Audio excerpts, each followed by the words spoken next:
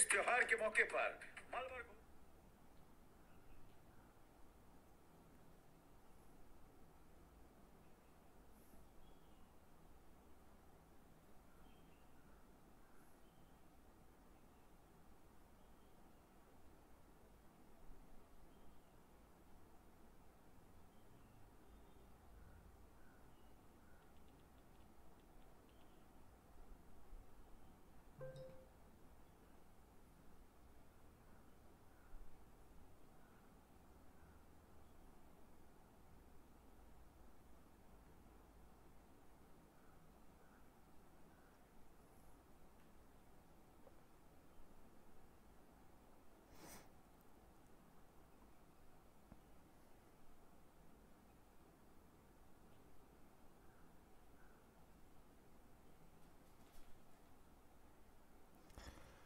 प्रणाम Shashikant, good evening Priyanka.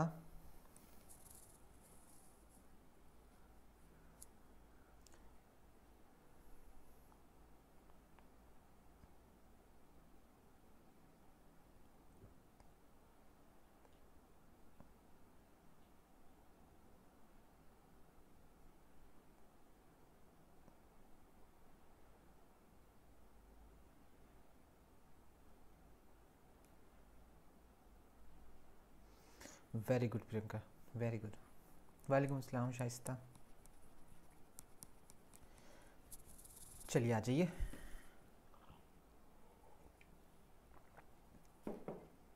Start करते हैं अपनी क्लास। पहले थोड़ा सा बता देते कि हम क्या पढ़ रहे हैं, क्योंकि मंडे का गैप हो गया। आई वॉज हैविंग फीवर, बहुत गंदा वाला।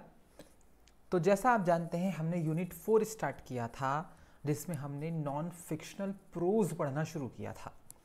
नॉन फिक्शनल प्रोज को हम 4 लेक्चर्स में कंप्लीट करेंगे। लेक्चर नंबर 1 चल रहा है, नॉन फिक्शन इन एंग्लो नॉर्मन पीरियड। हमने फिक्शन के बारे में सबसे पहले बात की थी कि फिक्शन क्या होता है, कितने प्रकार का होता है, उसके कैरेक्टरिस्टिक्स क्या होते हैं। फिर हमने एंग्लो नॉर्मन पीरियड में जो नॉन फिक्शन लिखा गया उसके बारे में हमने पढ़ा था, ठीक है, कि किस तरह के थीम्स पर लिखा गया, कौन कौन से इंपॉर्टेंट नाम थे, हमने वो पढ़े थे। उसके बाद ये कंप्लीट कर लेने के बाद हमने स्टार्ट किया था चौसेरियन एज के नॉन फिक्शन राइटर्स को, ठीक। और उसके बाद हमने पढ़ा था एज ऑफ रिवाइवल के नॉन फिक्शन लिखने वाले राइटर्स को, ठीक है। आज हमारा जो क्लास चलने वाली है वो चलने वाली है एलिजाबेथन एरा की। और एलिजाबेथन एरा में 2 चीज़ें बहुत ज़्यादा लिखी गई, वो थे क्रॉनिकल्स और एंटिक्वेरीज। अब पढ़ेंगे तो बाद में, सबसे पहले तो यही समझेंगे कि क्रॉनिकल किसे बोलते हैं और एंटिक्वेरीज किसे बोलते हैं। अगर हमें ये पता लग जाएगा तो फिर ये टॉपिक पढ़ने और समझने में हमें बहुत ज़्यादा आसानी हो जाएगी, ठीक है। So let's start.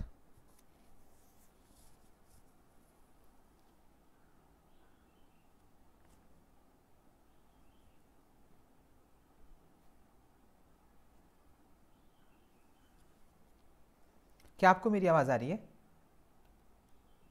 क्या मैं आपको नहीं दिख रहा हूँ? क्यों नहीं दिख रहा हूँ मैं आपको?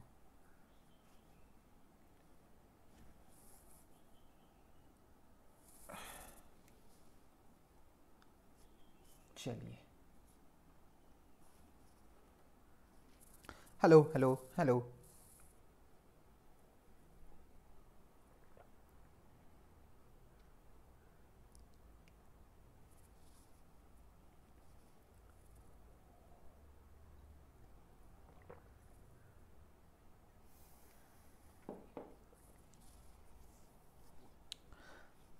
Okay, let's start.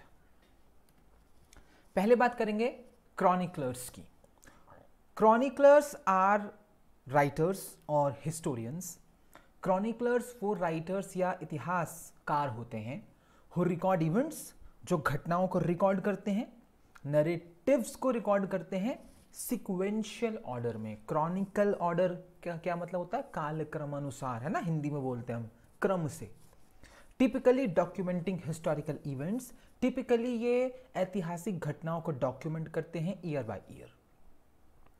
तो एलिजाबेथन एरा में क्रॉनिकलर्स बहुत हुए जिन्होंने क्रॉनिकल्स लिखे। They often focus on providing an account of political, social और कल्चरल अकरेंसेस। प्रायः जो क्रॉनिकलर्स होते थे वो फोकस रखते थे कि वो राजनैतिक, सामाजिक, ठीक है, और किसी कल्चरल, सांस्कृतिक घटनाओं को लिखेंगे, aiming to preserve the history of a particular period और टाइम। और उद्देश्य होता था क्रॉनिकलर्स का कि वो उस जमाने के इतिहास को या किसी राजा के राज्यकाल के इतिहास को संजोकर रखेंगे। तो ये तो हो गए क्रॉनिकलर्स। अब ये एंटीक्वेरीज कौन है, सुनिएगा बड़े ध्यान से। एंटीक्वेरीज आर स्कॉलर्स। भैया मैंने यूजीसी नेट का ये पेपर देखा, प्रीवियस ईयर वाला, जो अभी हुआ है, जो जून का मतलब कैंसिल हो गया था, जो बाद में हुआ दोबारा। माय गॉड, मुझे ऐसा लगता है अब तक का सबसे डिफ़िकल्ट पेपर था वो। 21st वाला जो है और सेकंड शिफ्ट वाला जो पेपर है, मतलब खतरनाक डिफ़िकल्ट था वो, खतरनाक। मतलब रोंगटे खड़े हो गए उस पेपर को देख के। मैंने कहा अरे बाबा ये क्या हो रहा है, बहुत डिफ़िकल्ट। और जिसने भी बनाया था उसे रत्ती भर नॉलेज नहीं है कि वो एग्ज़ाम को कैसे सेट करे। इतने सारे बेहुदा सवाल, ठीक है, मतलब 10-15 सवाल ऐसे ही हैं कि राइटर्स की वर्क्स हैं, उनको क्रोनोलॉजिकली लगाओ कब पब्लिश हुए हैं। ये कोई सवाल पूछने वाले थोड़ी होते हैं इस तरह के। अब ठीक आएगी आपको। तो बहुत ही ख़राब पेपर था भाई यूजीसी नेट का, जो कैंसिल हुआ था, जो बाद में दोबारा कराया इन लोगों ने। मैंने तो नहीं देखा इससे ख़राब पेपर आज तक अपनी लाइफ में। चलिए, तो बड़ी मेहनत करने की ज़रूरत है आप लोगों को यूजीसी नेट पे। तो भाई एंटीक्वेरीज आर स्कॉलर्स। एंटीक्वेरीज जो होते थे ये विद्वान होते थे या एंथ्यूसियास्ट होते थे, हु स्टडी एंशंट आर्टिफैक्ट्स, जो प्राचीन आर्टिफैक्ट्स को पढ़ते थे, मैन्यूस्क्रिप्ट्स को पढ़ते थे, पुराने हिस्टोरिकल साइट्स पर जाया करते थे, उनका अध्ययन करते थे। अदर रेलिक्स, जो दूसरे कोई रेलिक्स मिलते थे अस्थि पंजर फ्रॉम द पास्ट, उनको पढ़ते थे, उनका अध्ययन करते थे। To understand and preserve history and culture, ताकि इतिहास को समझ सकें और उसे संजो सकें, ताकि संस्कृति को समझ सकें उस जमाने की और उसे संजो सकें। वो एंटीक्वेरीज कहलाए। यानी कि एंटीक से याद रखिएगा, यानी कि पुरानी चीज़ों पर क्वेरी करने वाले लोग। अब वो कुछ भी हो, ठीक है, वो कुछ भी मिल जाए, कोई किताब मिल जाए जो उन्हें समझ नहीं आ रही क्या लिखा है, उसे पढ़ेंगे। कोई मैन्यूस्क्रिप्ट मिल जाए, कोई हिस्टोरिकल साइट खोद ली, वो निकल गई अंदर से, उसके ऊपर अध्ययन कर रहे हैं, फिर किताबें लिख रहे हैं उसके ऊपर, वो किताबें लिखने वाले एंटीक्वेरीज कहलाए। Their work often involve researching, इनके वर्क में प्रायः शामिल होता था रिसर्च करना, collecting and analysing historical items, contributing significantly to the fields of archaeology. इन्होंने बहुत बड़ा योगदान दिया आर्कियोलॉजी के फील्ड में और हेरिटेज कंजर्वेशन के फील्ड में, यानी कि विरासत को संजो कर रखने का जो फील्ड है वो एंटीक्वेरीज के हाथों में आया। आपने अगर द ममी देखी है तो उसमें जो हीरो है हमारा वो आर्कियोलॉजिस्ट है ना, तो बिल्कुल वैसे ही वाले लोग, ठीक है, यही काम हुआ करता था। एलिजाबेथन एज में हमें लगता है शेक्सपियर आए हैं, मार्लो आए हैं, वो प्लेज लिख कर चले गए हैं, लेकिन एलिजाबेथन एज को वैसे ही गोल्डन पीरियड नहीं बोला जाता है कि सिर्फ प्लेज लिख देगा तो इसलिए वो गोल्डन हो गई। वहाँ सब कुछ लिखा गया है। वो दौर अजीब दौर था। वहाँ हर आदमी विद्वान हो रहा है, वहाँ हर आदमी अपने फील्ड में बेहतरीन लिख कर जा रहा है।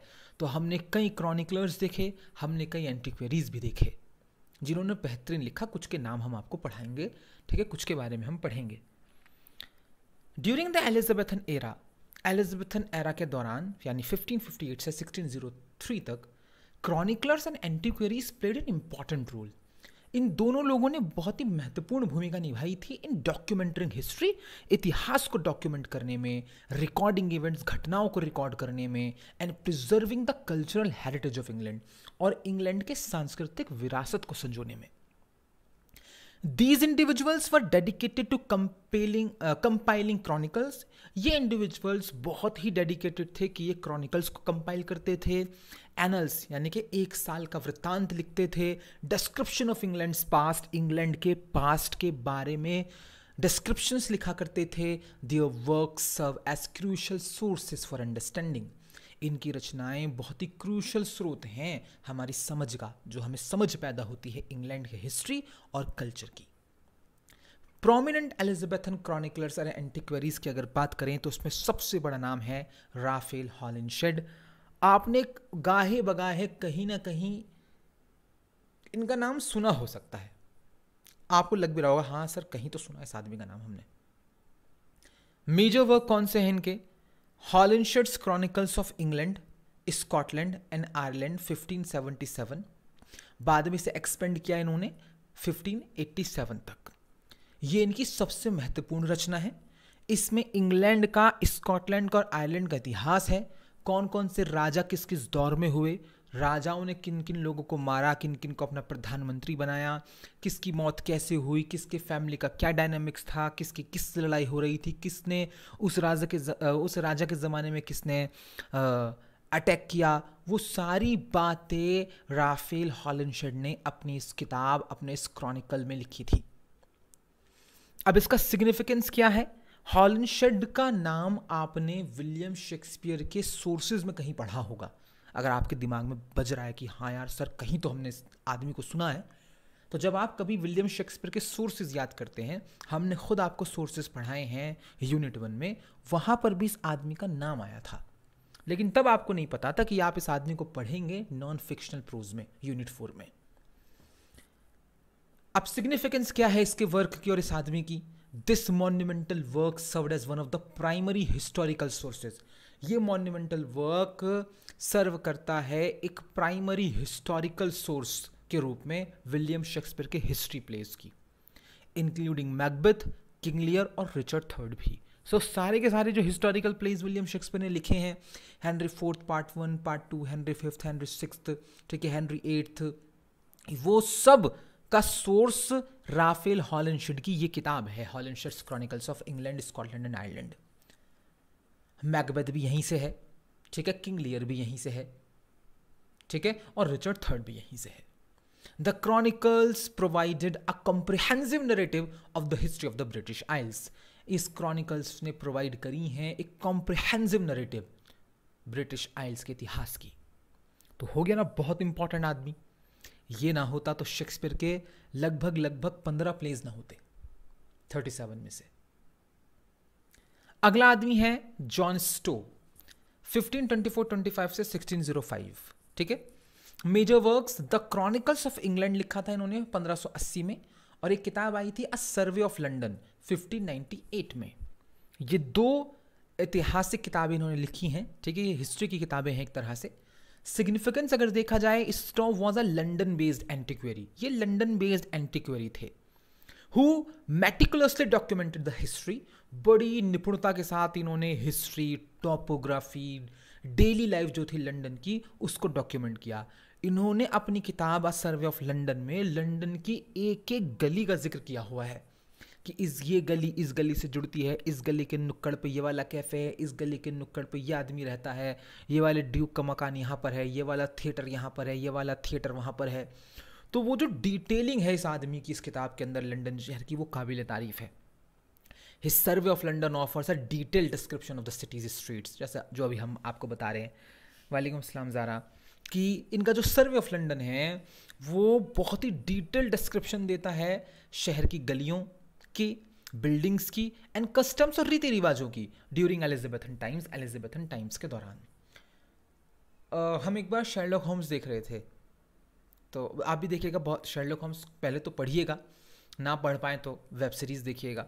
तो हमने जब शर्लॉक होम्स वेब सीरीज़ देखी थी फर्स्ट टाइम, तो बड़ी पसंद आई, हम मतलब ऑब्सेस से हो गए उससे। तो हमने फिर उसका वो देखा था बिहाइंड द कर्टन वाला एपिसोड, कि किस तरह से वो बन रहा था। उसमें बहुत सारे लोगों के इंटरव्यूज़ थे, डायरेक्टर के और फोटोग्राफर के, एक्टर्स के। तो उसमें डायरेक्टर ने इस किताब का जिक्र किया था अ सर्वे ऑफ लंदन का, कि जब हम शर्लॉक होम्स को स्क्रिप्टिंग का काम कर रहे थे तो हमारे दिमाग में था कि हम कैसे दिखाएंगे लंदन उस दौर का। तो हमने अ सर्वे ऑफ लंदन पढ़ा, और जिस तरह का डिस्क्रिप्शन लंदन का वहाँ पर है, तो हमने लंदन का वैसा ही सेट बनाने की कोशिश करी। तो अभी भी हॉलीवुड में कोई मूवी बनती है लंदन पर बेस्ड, जिसमें 1800s का या फिर 17th सेंचुरी का 18th सेंचुरी का लंदन दिखाया जाता है, तो वो इसी पर बेस्ड होता है, किस तरह का नज़र आता है लंदन। तो बहुत बड़ा नाम है जॉन स्टोर्स में। तीसरे आदमी है विलियम कैम्डन, 1551 से 1623। मेजर वर्क्स ब्रिटानिया, ये तो बहुत इंपॉर्टेंट किताब है भाई, ब्रिटानिया 1586 में आई थी। और एनल्स रीरम एंजलिकरम एट हेब्रेनिकरम रेजिनेट एलिजाबेथा, लैटिन भाषा है, इंग्लिश में ट्रांसलेशन है इसकी the annuls of the reign of Elizabeth 1615। दोनों ये समझ लीजिए कि इंग्लैंड के इतिहास की सबसे महत्वपूर्ण किताबें हैं, ठीक है। विलियम कैम्डन नाम याद रखिएगा, बहुत बड़े हिस्टोरियन हैं इंग्लैंड के, बहुत बड़े, ऐसे मान लो जैसे भारत के इरफान हबीब, ठीक है, उस स्तर के हिस्टोरियन हो गए। सिग्निफिकेंस की अगर बात करें, Camden's Britannia is one of the most comprehensive antiquarian studies. Camden की जो ब्रिटानिया है वो सबसे कॉम्प्रिहेंसिव एंटीक्यूरियन स्टडीज में से एक है ब्रिटिश आइल्स की। डिटेलिंग द ज्योग्राफी, सारी ज्योग्राफी है कि वेल्स कहाँ है, नॉर्दर्न आइलैंड कहाँ है, कहाँ तक हमारी ज़मीनें फैली हैं, कौन कौन सा टापू हमारे कब्जे में है, कितने देशों पर हमारा कब्जा है, कौन हमारे कॉमनवेल्थ्स हैं, सारा पूरी हिस्ट्री है, ठीक है। एंटिक्विटीज़ हैं हर काउंटी की, कि कैंट प्रांत का अर्ल कौन था, उसका ड्यूक कौन था, ठीक है, और एल्बनी कहाँ पर है, मतलब छोटे छोटे काउंटी तक का जिक्र है इस किताब के अंदर। मतलब बेहतरीन किताब, अगर आपको ब्रिटेन का इतिहास जानना है तो ब्रिटानिया पढ़िए सिर्फ। He is considered one of the founding figures of British antiquarianism. जी हाँ, इनको फाउंडिंग फिगर्स में से एक माना जाता है ब्रिटिश एंटीक्वेरियनिज्म का। His annuls Chronicle the reign of queen Elizabeth first, उनकी दूसरी किताब है 1615 वाली, उसमें उन्होंने क्वीन एलिजाबेथ फर्स्ट के पूरे राज्य काल को लिखा है। Contributed significantly to the historical record, इनका एक बहुत बड़ा योगदान है ऐतिहासिक रिकॉर्ड को बनाए रखने में एलिजाबेथन पीरियड के। इन्होंने सब कुछ लिखा है, क्वीन एलिजाबेथ के काल में क्या क्या हुआ, कौन कौन उनके दरबारी रहे, किसको उन्होंने नौकरी से निकाला, उनका क्या कहते हैं माली कौन था, उनका खाना कौन पकाता था, उनकी मेड ऑफ ऑनर कौन थी। कई बहुत सारे किस्से इन्होंने लिखे हैं इसमें कि किसका किससे अफेयर चल रहा था, कौन अपनी बीवी को चीट कर रहा था दरबार में, बहुत सारे किस्से हैं, ठीक है, जो उन्होंने यहाँ पर लिखे हैं। तो बेहतरीन किताब है ब्रिटानिया। अगर कभी भी इंटरेस्ट जागे ब्रिटेन की हिस्ट्री को पढ़ने में तो ब्रिटानिया आपकी किताब है भाई। फोर्थ नाम है रिचर्ड हैक्ल्यूट, 1553 से 1616। मेजर वर्क की अगर बात करें तो कई किताबें लिखी हैं इस आदमी ने। पहली है प्रिंसिपल नेविगेशंस, फिर है वॉयजेस, एक है traffics and discoveries of the English nation 1589, 1598 और 1600, 3 एडिशन छपे हैं इसके, ठीक है। अच्छा, क्या करा है भाई, सिग्निफिकेंस क्या है हैक्ल्यूट की। Hakluyt was an important chronicler of English exploration. ये बहुत इंपॉर्टेंट क्वेश्चन है, मैं एग्जाम बनाऊंगा तो मैं इस तरह के क्वेश्चन पूछूंगा, पता नहीं क्यों नहीं पूछते, उल जुलूल क्वेश्चन पूछते हैं एग्जाम वाले भी। हैक्ल्यूट एक इंपॉर्टेंट क्रॉनिकलर थे, ठीक है, इंग्लिश एक्सप्लोरेशन के और कॉलोनाइजेशन एफर्ट्स के, ठीक है। देखो इंग्लैंड के बहुत सारे इतिहास हैं, उनका वो इतिहास कि वो कब उन्होंने कैसे फ्रांस पर हमला किया, उससे पहले आज़ाद हुए, फिर उसके ऊपर हमला किया, उसके ऊपर शासन किया। उनका वो एक इतिहास है कि उन्होंने किस तरह का बेहतरीन लिटरेचर लिखा। उनका इतिहास है किस तरह से प्रोटेस्टेंट और कैथोलिक्स के बीच में लड़ाइयाँ हुई हैं। एक उनका इतिहास है किस तरह से वो लोग जहाज लेकर दुनिया के अलग अलग कोनों में पहुँचे हैं। कैसे एक दिन बैठे हुए कोलंबस को ध्यान आया कि चलो निकलते हैं, ठीक है ना, अमेरिका पहुंच गए। वास्को डी गामा, आओ भाई निकलते हैं, कोई नया देश ढूंढने निकलते हैं। आगे वेस्ट इंडीज़, फिर आगे इंडिया अगली बार। तो वो जो एक्सप्लोरेशन है उनका कि किस तरह से वो नए नए टापुओं पर पहुंचे, वो इस आदमी ने लिखा है। और किस तरह से वहाँ पर उन्होंने कॉलोनियाँ बनाई, गुलाम बनाया उन कंट्रीज़ को, उसका इतिहास यहाँ पर है। His collection of travel accounts, इनका जो ये कलेक्शन है ट्रैवल अकाउंट्स का, नेविगेशनल रिकॉर्ड्स जो हैं, documented the expansion of English trade. इसमें दिखाया गया किस तरह से अंग्रेजी व्यापार का विस्तार किया गया था, किस तरह से एक्सप्लोर किया था इन लोगों ने पूरी दुनिया को, मेकिंग हिज वर्क इनवैल्यूएबल। इनकी रचनाएं बेशकीमती हैं। For understanding Elizabethan maritime history. अगर आपको एलिजाबेथन दौर की मैरीटाइम हिस्ट्री जाननी है, ठीक है, कि समुद्र में क्या हो रहा था, बड़ा बहुत ही अट्रैक्टिव टॉपिक है ये एक्चुअली, मुझे तो बहुत अट्रैक्ट करता है। और जब फ्री हो जाएंगे थोड़ा सा और लाइफ में, तो इसी वाले इतिहास को पढ़ना है मुझे ब्रिटेन के, कि क्या पहला जहाज कब निकला होगा इंग्लैंड से समुंदर में, कि आओ वापस नहीं आएंगे, क्योंकि यही सोच के निकला करते थे कि वापस नहीं आएंगे, अब चलाने देखते हैं कहाँ जाएंगे। तो जो वो पहला जहाज निकला होगा, फिर वहाँ से वो वापस आया होगा, फिर उसने आकर बताया होगा कि देखो भाई मैं ऐसे ऐसे टापू पे पहुँचा और वहाँ मैंने नारियल देखे। अब नारियल वहाँ होते नहीं, और देखो मैं नारियल लेकर आया हूँ, इसको पानी पी के देखो, अरे बाबा ये तो बड़ी बढ़िया चीज़ है। और वो नारियल बेच रहे हैं लंदन की गलियों में, नारियल बिक रहा है। फिर कोई आया होगा इंडिया, ठीक है, मालाबार, ठीक है, केरला में, वहाँ से काली मिर्च ले गया होगा, ठीक है, ब्लैक पेपर, वहाँ पहली बार किसी ने ऑमलेट में उसे डाला होगा, टेस्ट किया होगा, यार ये तो बड़ा बढ़िया मसाला है भाई, चलो भाई सब इंडिया चल रहे हैं। तो वो वाली जो हिस्ट्री है, ठीक है, वो बहुत ही बेहतरीन हिस्ट्री है इन लोगों की, ठीक है, वो जो एक्सप्लोरेशन है इन लोगों का, तो वो हैक्ल्यूट ने लिखा है। याद रखिएगा, इंग्लिश एक्सप्लोरेशन और कॉलोनाइजेशन एफर्ट्स को एलिजाबेथन पीरियड में इन साहब ने लिखा है। नेक्स्ट नाम है number 5, John Leyland. I hope आपने इनका भी नाम सुना हो सकता है कहीं ना कहीं। मेजर वर्क है इनका itinerary of John Leyland, John Leyland की आइटिनरी, ठीक है, यात्रा वृत्तांत, पब्लिश्ड पॉस्थ्यूमसली, ये मरने के बाद पब्लिश हुई थी इनके। क्या सिग्निफिकेंस है इस किताब की? Leland is often referred to, बहुत इंपॉर्टेंट क्वेश्चन है, लेलैंड को प्रायः माना जाता है father of English local history and bibliography, ठीक है, लोकल इतिहास और जो बाइब्लियोग्राफी है, ठीक है, उनका पिता कहते हैं इनको। तो इन्होंने शहरों का इतिहास लिखा है इंग्लैंड के, किसी काउंटी का इतिहास लिखा है, ठीक है, वहाँ की बाइब्लियोग्राफी लिखी है कि वहाँ पर कौन सी बोलियाँ बोली जाती हैं, वहाँ के कौन से त्यौहार मनाए जाते हैं, वहाँ पर किस तरह के रीति रिवाज हैं। हिज आइटिनरी, अब ये अपना देश घूमते थे, ठीक, देखो एक, अगर आपका कभी मन है लिखने का, राइटर बनने का, तो this may be your thing, ठीक, कि निकल जाइए कश्मीर से लेकर कन्याकुमारी और इधर गुजरात से लेकर उधर अरुणाचल प्रदेश तक, नागालैंड तक, और 2-3 साल घूमिए और हर स्टेट के इतिहास को लिखिए जाकर, कि वहाँ कौन कौन से त्यौहार मनाए जाते हैं, वहाँ लोग क्या खाते हैं, ठीक है, वहाँ लोग कैसे कपड़े पहनते हैं, ठीक है, और एक छोटी सी किताब लिखी है उसके बारे में, ठीक है, एक आइटिनरी है ना, आइटिनरी ऑफ, मान लीजिए फॉर एग्जांपल ज़ारा चली गई, आइटिनरी ऑफ ज़ारा, ठीक है, एक्सप्लोरेशन टू इंडिया, ओए है। तो वो लोग जो कभी इंडिया के अलग अलग हिस्सों में नहीं गए, वो एक किताब को पढ़ के इंडिया के हर स्टेट के बारे में जान लेंगे, है ना, और जो नॉलेज है वो तो है ही नॉलेज, ठीक है। तो यही काम इन्होंने किया है, ये बस एग्जाम्पल देके हमने आपको समझाया कि यही काम इन्होंने इंग्लैंड में किया है इस आदमी ने। His itinerary consist of detail observations, इनकी आइटिनरी में डिटेल ऑब्जर्वेशंस होती थी, डिस्क्रिप्शंस होते थे वेरियस इंग्लिश टाउन्स, अलग अलग इंग्लिश टाउन्स के, मोनेस्ट्रीज के, लैंडमार्क्स के, that he made during his travels, जो ये गए अपने ट्रैवल्स के दौरान 1530 के दशक में, 1540 के दशक में, लगभग 16-17 साल ये इंग्लैंड घुमाया आदमी, ठीक है ना, बढ़िया एकदम।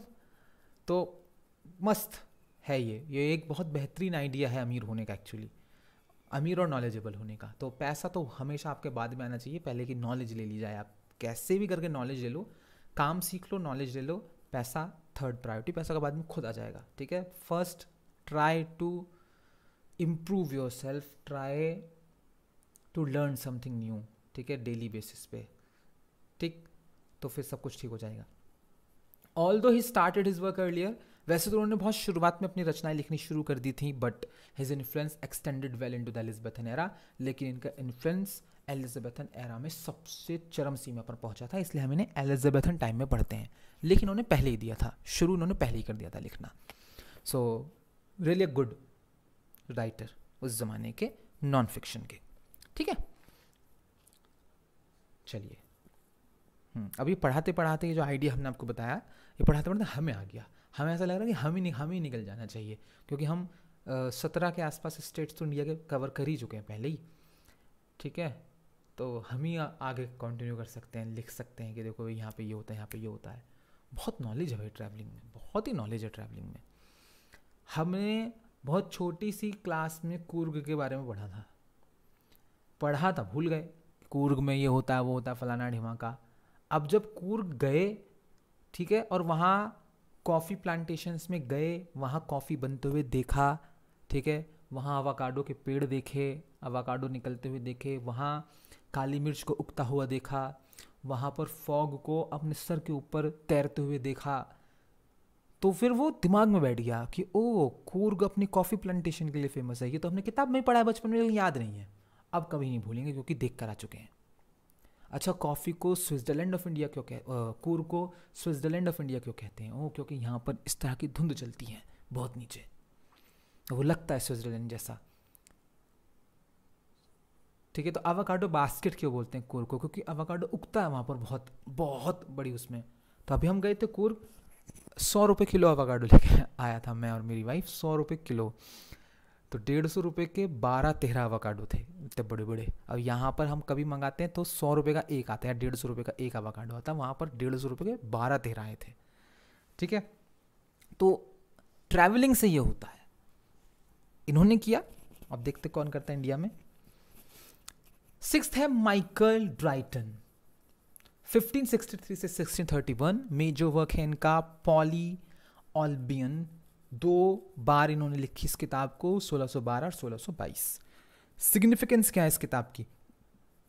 ड्राइटन्स Poly Olbion is a poetic work, ये पोइटिक वर्क है दैट कंबाइंस हिस्ट्री, इसमें हिस्ट्री है, टॉपोग्राफी है, फोकलोर लोक कथाएं हैं, to create a unique chronicle of England and Wales. इसमें एक यूनिक क्रॉनिकल इतिहास को लिखा गया है इंग्लैंड एंड वेल्स प्रांत के। देखो एक आइडिया ये भी है कि आप निकलिए, 30 स्टेट है हमारे पास, और हर स्टेट की कोई एक फोकलोर लिखिए घूम घूम के। कश्मीर जाइए, कश्मीर की कोई लोक कथा सुनिए किसी बूढ़े आदमी से, उसे लिखिए। फिर नीचे हिमाचल में आइए, हिमाचल में कई लोक कथाएं हैं जो हमने अपने ट्रैवलिंग में सुनी है, अपने ट्रैक्स पे सुनी है लोगों से, ठीक है। मोस्टली हॉन्टेड होती हैं वो, ठीक है। और जो वहाँ की लोकल माएँ हैं, अम्मा हैं, ठीक है, जो पहाड़ों पे रहती हैं, वो बड़ी चाव से सुनाती हैं उन कहानियों को, ठीक है। और जब वो सुनाती हैं तो लगता कितने कितने मासूम हैं ये लोग, ठीक है। क्योंकि शहर से आए हैं, ठीक है, आप अपने आप को बहुत तार्किक समझ रहे हैं, तो आपको लगता है कि अरे ऐसा नहीं होता, लेकिन वो इतने यकीन के साथ उन कहानियों को सुनाती हैं कि नहीं ऐसा था, ऐसा हुआ है, ठीक है, हमारे पहाड़ों पर। तो वो कहानियाँ, लोक कथाएँ, है ना, तो वो लोक कथाएँ, ठीक है, पॉली ऑल्बियन में हैं। और वेल्स प्रांत जो है, अगर आप उसकी लोक कथाएँ पढ़ लेंगे, लिटरली बहुत सुंदर सुंदर लोक कथाएँ हैं वेल्स की। तो while it was publish in the early 17th century, देखो पब्लिश तो ये शुरुआती 17th सेंचुरी में हुई थी, but it reflects Elizabethan antiquarian interest, लेकिन इसमें एलिजाबेथन एरा के ही एंटीक्वेरियन इंटरेस्ट हैं, and the growing national pride of the era. और उस दौर में जो वो नेशनल प्राइड था लोगों के अंदर की वी आर इंग्लिश, वो इसमें नज़र आता है। 7th नेम है सर थॉमस स्मिथ, 1513 से 1577। मेजर वर्क की बात करें तो दी रिपब्लिका एंग्लोरम नाम की किताब इनकी आई थी, जो 2 बार इन्होंने पब्लिश की थी, 2 वर्जन्स में। एक बार 1565 में, फिर इसको एडिट किया था 1583 में। सिग्निफिकेंस की बात करें, although primarily a political treatise, ये एक राजनीतिक ट्रिटी है। Smith's work serve as a valuable source, लेकिन फिर भी एक वैल्यूएबल सोर्स है for understanding the political and social structure. इस किताब को पढ़ने से आपको राजनीतिक और सामाजिक संरचना जो है उसकी समझ पैदा होगी एलिजाबेथन इंग्लैंड के ज़माने की। It provides insights into the governance, इसमें पता लगता है कि एलिजाबेथन दौर में किस तरह का गवर्नेंस था, ड्यूक के पास क्या जिम्मेदारियां थी, अर्ल्स के पास क्या जिम्मेदारियां थी, टैक्स कलेक्शन कौन करता था, टैक्स कैसे लिया जाता था लोगों से, इकोनॉमी कैसे चलती थी, सोशल हायरार्की क्या थी उस ज़माने की, कौन किसके ऊपर था, लॉर्ड ज़्यादा ऊपर था या अर्ल ज़्यादा ऊपर था, ड्यूक सबसे ऊपर था, बैरोनेट्स कौन होते थे, वो सारी की सारी बातें रिपब्लिका एंग्लोरम में लिखी हुई हैं, ठीक है। चलिए कैरेक्टरिस्टिक्स क्या हैं एलिजाबेथन क्रॉनिकलर्स और एंटिक्वेरीज के, वो पढ़ लेते हैं। सबसे पहली बात है कि जो कुछ भी इन लोगों ने लिखा उस ज़माने में फोकस रखा नेशनल हिस्ट्री पर, इधर उधर नहीं भागे वो कि दुनिया भर का इतिहास लिखेंगे, उन्होंने पहले अपने इतिहास को लिखा, ठीक है, नेशनल हिस्ट्री। और खुद का इतिहास इतना रिच एंड ब्रॉड था उस ज़माने में, इनसे ज़्यादा रिच हिस्ट्री तो किसी की नहीं थी। 7th सेंचुरी से 16-17 सेंचुरी तक, 17 भी नहीं कह सकते, 15-16 सेंचुरी तक मान लो बस, वो गोल्डन पीरियड था, ठीक है, इस्लामिक रिपब्लिक्स का। तो ऑटोमन एम्पायर और ये वो बहुत बड़े बड़े शासन, जैसे इंडिया में मुगल एम्पायर्स, वो एक खतरनाक पीरियड आया। फिर उन्हीं के होते होते ये उठे 15, 16, 17, 18, 19, 20 सेंचुरी, ये जो 600-700 साल हैं इनके, वो कमाल के रिच हैं, कमाल के रिच हैं वो लोग, उनका इतिहास, उनका सब कुछ। तो वो फोकस इस दौर का, ठीक है, उन सारे इतिहास का जो सबसे ज़्यादा फोकस रहा वो एलिजाबेथन एरा में रहा। यहाँ इन लोगों ने सब कुछ लिखा अपने बारे में, कुछ नहीं छोड़ा।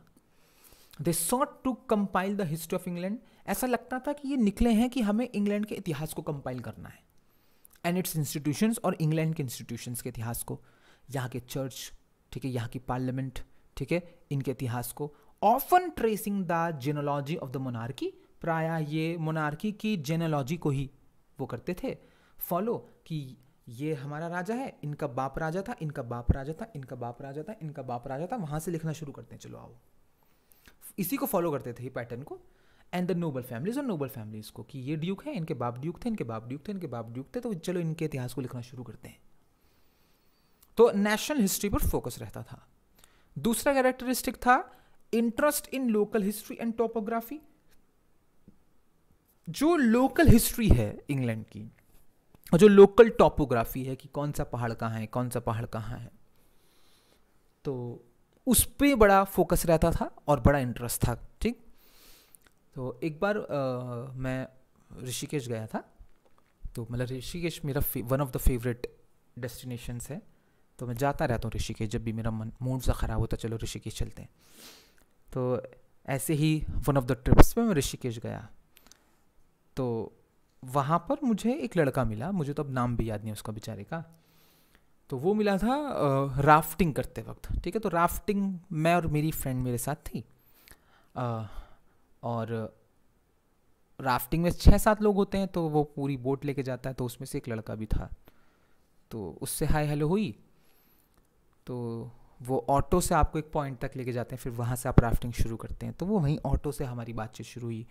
तो दिल्ली में पढ़ रहा था JNU में वो, और ज्योग्राफी से मास्टर्स कर रहा था आई थिंक वो।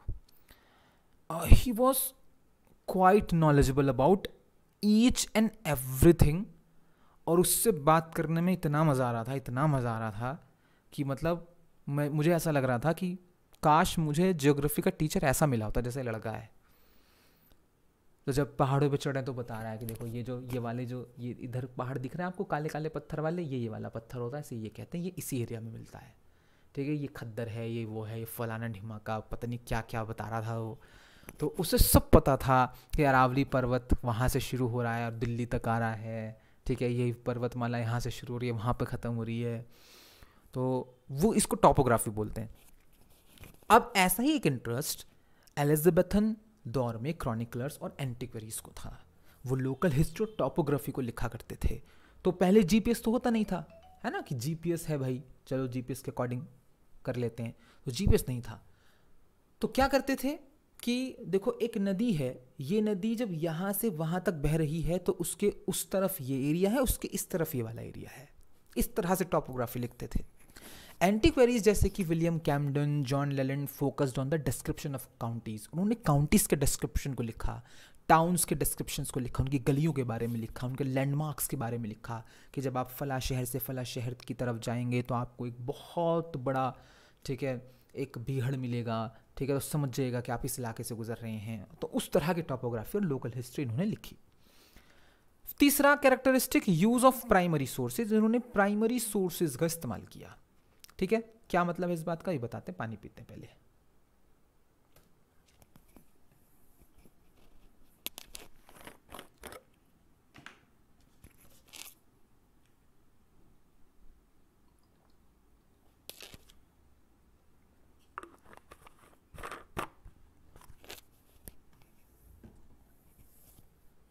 हाँ जी, use of primary sources, many relied on manuscripts, बहुत सारे इन क्रॉनिकलर्स और एंटिक्वरीज ने मैन्युस्क्रिप्ट पर ही निर्भरता रखी, ठीक है, जो मैन्युस्क्रिप्ट थी, जो ओरिजिनल स्क्रिप्ट लिख कर जाता राइटर, इंस्क्रिप्शंस पर ही जो खुदा हुआ है कहीं पर, ओरल ट्रेडिशंस पर ही, ठीक है, कहीं गए, ठीक है, दादा दादी ने कोई कहानी सुनाई, ठीक है, टू कंपाइल देयर हिस्ट्रीज, और उसी के जरिए उन्होंने अपने इतिहास को लिखा है। इन्फ्लुएंस ऑन लिटरेचर, अब इन सब लोगों का लिटरेचर पर एक प्रभाव पड़ा, बहुत बड़ा प्रभाव। वो जैसे मैंने आपको बताया कि अगर हॉलिंशट नहीं होते तो विलियम शेक्सपियर के 15 प्लेस का अस्तित्व ही नहीं होता। तो बताओ इससे बड़ा इन्फ्लुएंस क्या हो सकता है ना? तो हम पढ़ते नहीं है वो अलग बात है, बट राफेल हॉलिंशट का योगदान उतना ही बड़ा है जितना बड़ा विलियम शेक्सपियर का है। वर्क्स बाय क्रॉनिकलर्स, जो क्रॉनिकलर्स के द्वारा कुछ रचनाएं लिखी गई हैं, जैसे कि हॉलिंशट के द्वारा लिखी गई है, directly influenced contemporary playwrights and writers.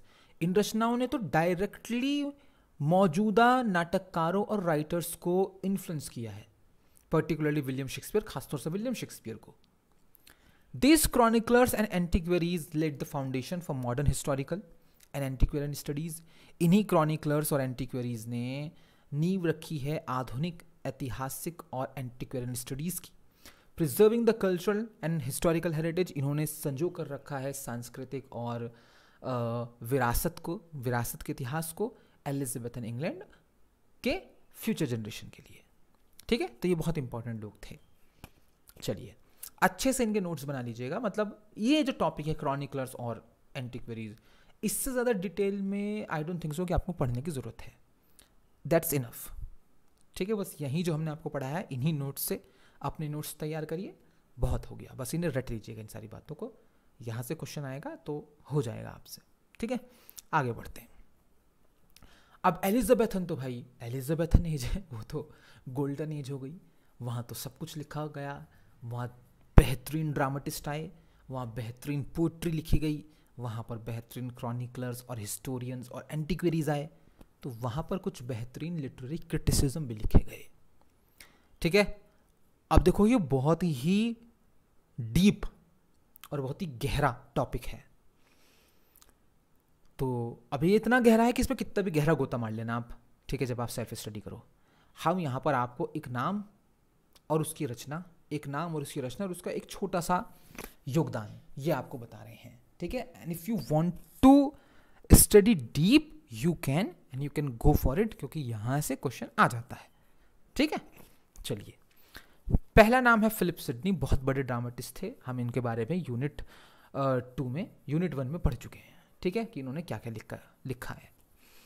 अब हम बात करेंगे सिर्फ और सिर्फ इनके क्रिटिसिज्म की, जो उन्होंने लिटरेरी क्रिटिसिज्म लिखा है। तो इनका एक लिटरेरी क्रिटिसिज्म है, N apology for poetry 1595, defends poetry against Puritan critics.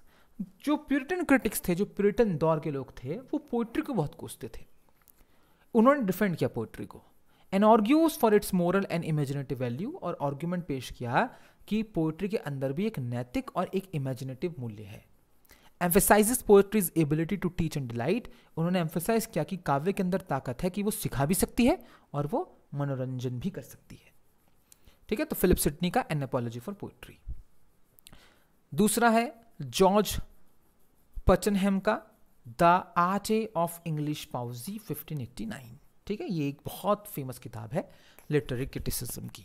ये कॉम्प्रिहेंसिव गाइड है टू इंग्लिश पोइटिक्स के लिए, कवरिंग प्रोसोडी, इसमें प्रोसोडी बताई गई है, प्रोसोडी की कैसे लिखते हैं कोई कविता, उसका रिटोरिकल क्या होता है, डिवाइसेस कौन कौन सी हैं, रिटोरिकल डिवाइसेस, पोइटिक फॉर्म्स कौन कौन सी होती हैं, aimed at educating courtiers in the art of poetry. उद्देश्य ये था इस किताब को लिखने का जॉर्ज का कि जो कोर्टियर्स हैं, दरबारी हैं, जो राजा के दरबार में बैठते हैं, कि उनको पोइट्री लिखने की कला सिखाई जा सके।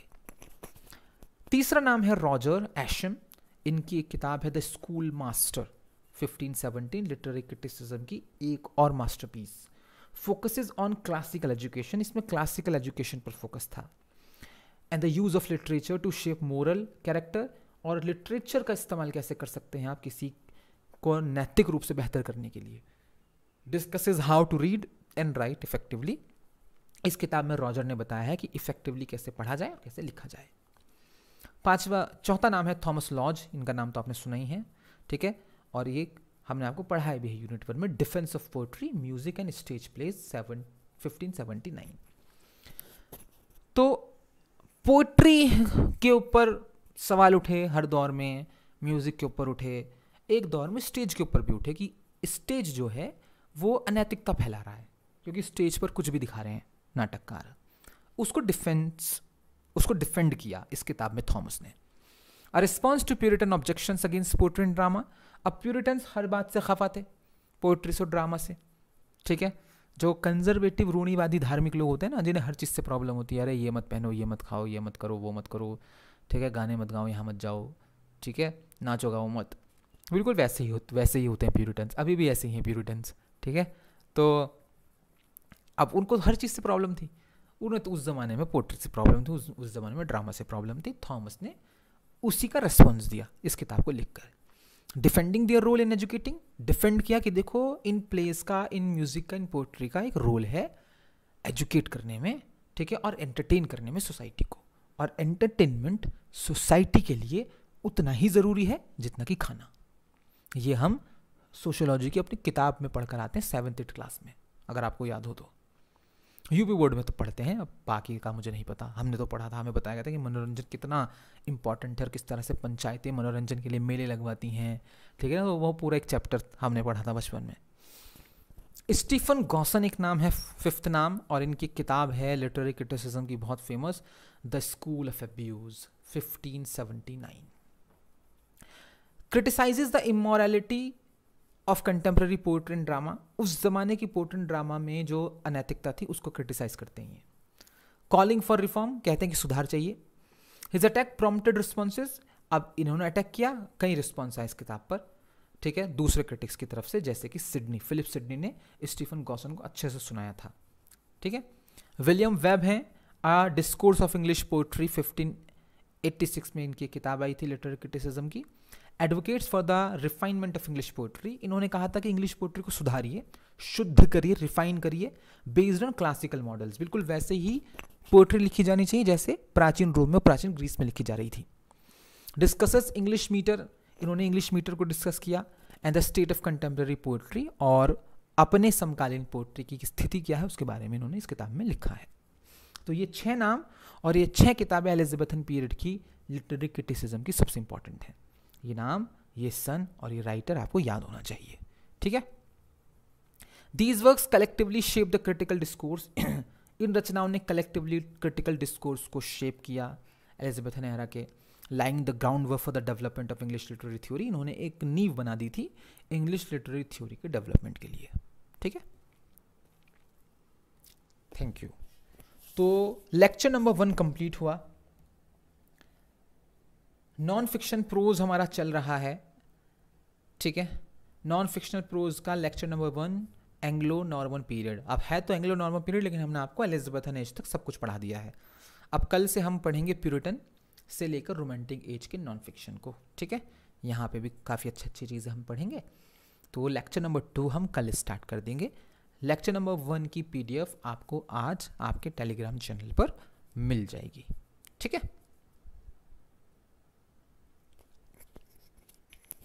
और हाँ, एक चीज़ और बहुत ज़रूरी, तो टाइम चेंज कर रहे हैं हम इसका बैच का, और अब ये क्लास हुआ करेगी आपकी 12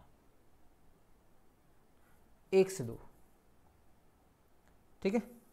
अब कल से हम 1 से 2 लाइव आएंगे। आप ही लोगों ने इस क्लास के टाइम को आगे बढ़ाया था कि हम लाइव नहीं आ पाते उस टाइम पर, ठीक है, और हमने करा था कि आप सब लोग लाइव आएंगे, बट उतने लोग लाइव नहीं आ रहे हैं जितने की आपने मैसेज करके हमें परेशान किया था कि सर 4 से 5 कर दो, हम सब लाइव आया करेंगे। तो आप कोई लाइव नहीं आ रहे, हमारा और टाइम टेबल बिगाड़ दिया था आप लोगों ने। तो we are back to the basics. कल से आपका लेक्चर लाइव 1 से 2 हुआ करेगा, तो कल 1 से 2 मिलेंगे आपसे, ठीक है। क्योंकि इस बैच में, UGC नेट के फ्री बैच में, most of the students recorded ही देख रहे हैं, लाइव के देख बहुत सारे स्टूडेंट रहे हैं इस बैच को, ठीक है। लगभग 300 के आसपास स्टूडेंट इस बैच को रेगुलर वॉच करते हैं, बट कर वो ऑफलाइन मोड में ही रहे मोस्टली, लाइव बहुत कम आते हैं।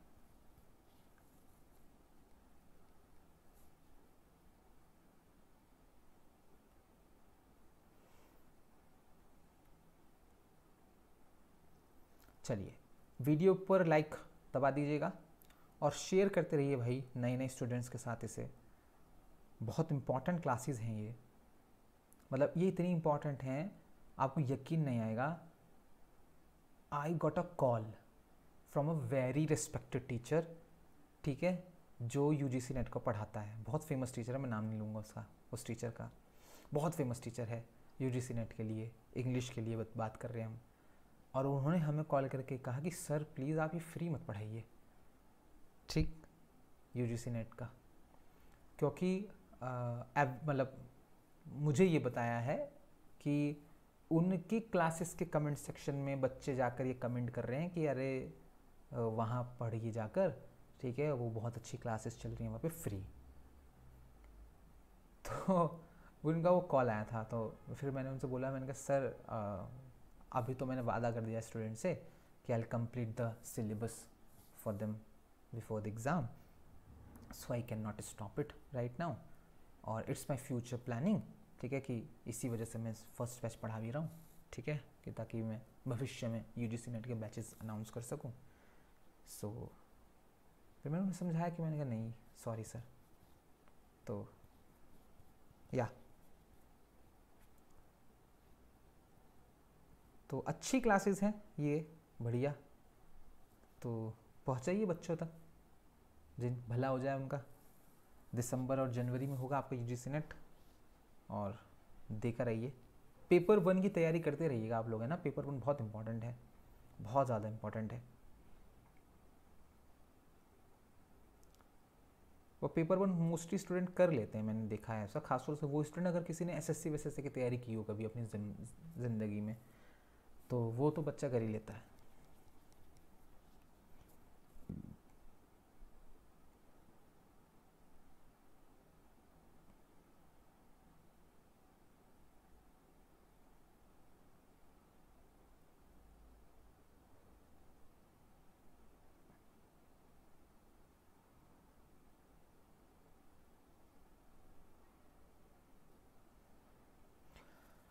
रचना मेरे अकॉर्डिंग अभी जो मुझे बाद में, हम उस दिन लाइव आए थे तो हमने कहा था कि न्यूज़पेपर की कटिंग में था कि जैन में एग्ज़ाम हो सकता है, सचिव जी ने आके मेरठ में बोला था। तो अभी जो हमारी बात हुई है, जो जैसे मैं कई बार बता चुका हूँ कि आयोग में कुछ स्टूडेंट हैं हमारे आप ही की तरह, यूट्यूब से पढ़े और फिर उनकी जॉब लग गई, अब कोई आयोग में काम कर, कोई कहीं काम कर रहा है।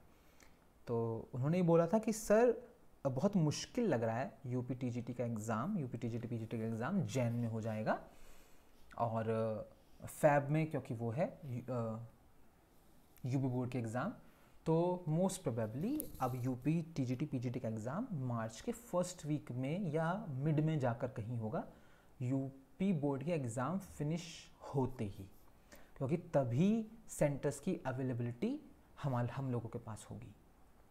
तो जो यूपी बोर्ड के जो, मतलब यूपी बोर्ड के वो स्कूल जो माध्यमिक के जो स्कूल हैं जिसमें आप TGT as a TGT teacher जाते हैं, जो सेमी एडेड होते हैं, तो ऐसे बहुत सारे स्कूल्स हैं, उनके पास अच्छी बिल्डिंग्स हैं, उनके पास कैमराज हैं, ठीक है, तो वही वाले स्कूल चाहिए यूपी टीजीटी के एग्ज़ाम के लिए इस बार सरकार को। तो अभी मेरा गैस है कि 15 मार्च मान के चलो आप, ठीक है, तो be where the ides of March, ठीक है, तो मार्च में है आपका, आप लोगों का एग्ज़ाम है, अभी आपके पास 6-7 महीने, अच्छे से तैयारी कर लो भाई बढ़िया से, और लग जाओ बस तैयारी में। और बाकी तो पता नहीं, क्या पता कराई दें, एक कितने दिन ही चाहिए एग्ज़ाम कराने के लिए, अगर जनवरी में करा दें यूपी बोर्ड के एग्ज़ाम से पहले तो बहुत अच्छी बात है।